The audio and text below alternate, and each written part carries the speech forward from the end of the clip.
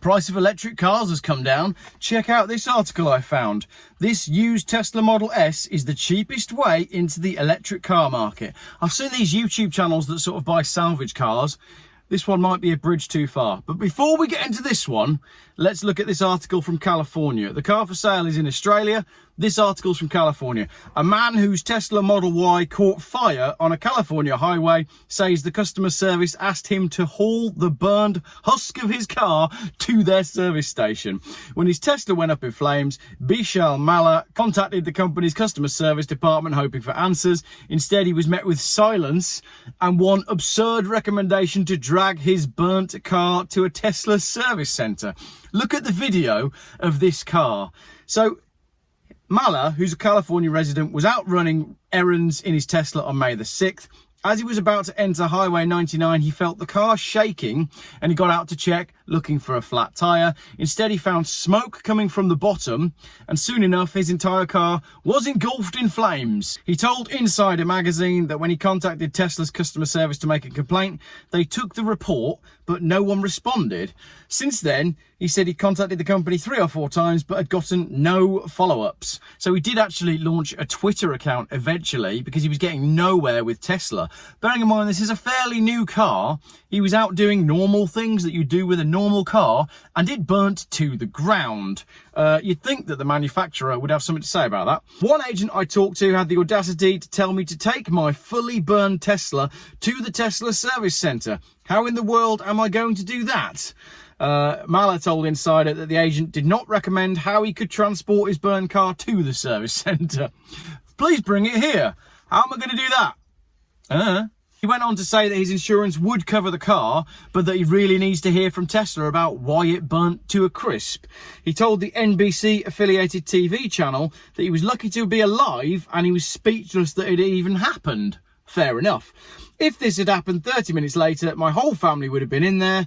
Added that he was driving home to take his wife and 2 children to a family gathering. Representatives at Tesla did not respond to a request for comment sent outside regular business hours. That is ludicrous. This is a fairly new car that has burnt to the ground. And I'm so glad that he wasn't with his wife and kids when that happened, because when these things burn, they burn pretty damn quickly. I'm sure people in the comments will be able to post links to articles where people haven't got out of the cars. And I think this is being covered up. I think there's got to be cases where the cars have burnt to a crisp and the people have been stuck inside because the doors are electronic. They've got electronic handles on them. How do you go to a Tesla that is burning to pull the door open to get a child out if there's no door handle there? It's ludicrous. Just these retracting door handles, there's no need. That then leads us on to a second article, which is this used Tesla Model S is the cheapest way into the electric car market. This is an article about a car that's coming up for auction in Australia. The article says electric cars tend to be expensive, even at the entry level, but that shouldn't be a problem with this Tesla Model S. So this is on the auction website Pickles Auctions. It's listed as fire damaged. In fact, I don't understand why it can go through as fire damage, because, I mean, look at it. It's not like a little bit of fire damage. There's nothing left. So who has submitted this car to the auction? Is it someone like our man in California who's trying to have a laugh and trying to highlight something? Because who's buying this heap of, well, charred remains? I mean, it is literally the ashes.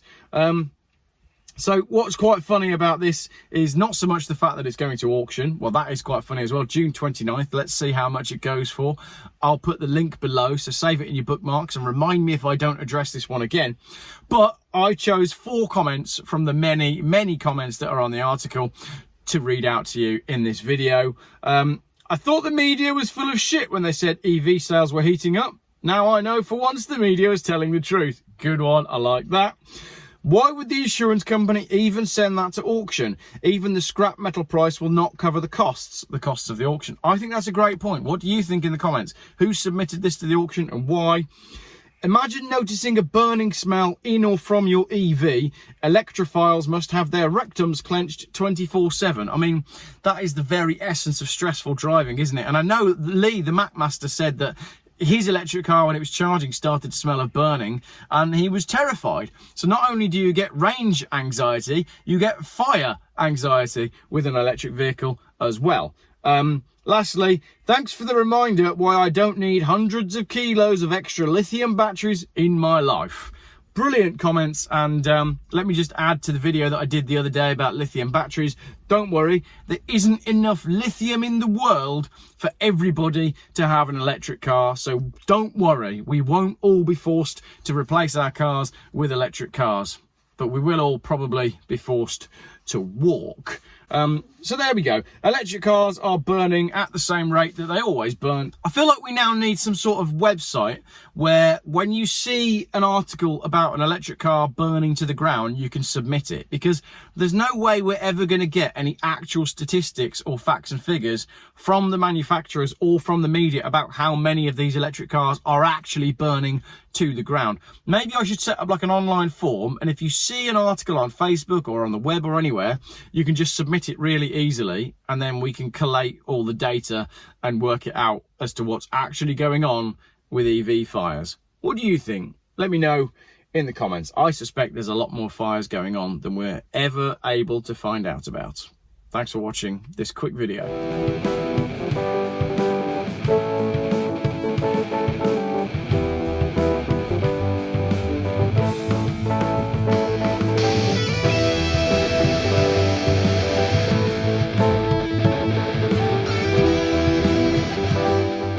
Geoff buys cars. Still, YouTube's most boring car and conspiracy and conversation channel.